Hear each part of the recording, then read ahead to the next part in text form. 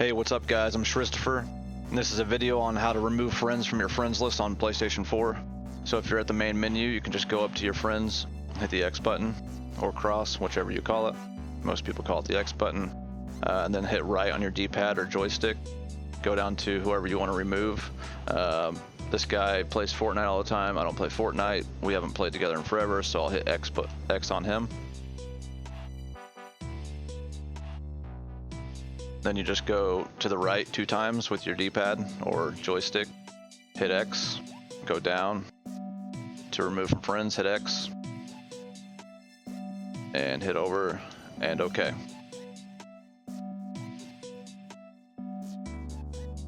There's your quick how-to tutorial on how to delete friends off your PlayStation 4 friends list. Thanks for watching. If you enjoy the content, subscribe to the channel. I'm going to keep doing tutorials and little gameplay videos, so see you next time.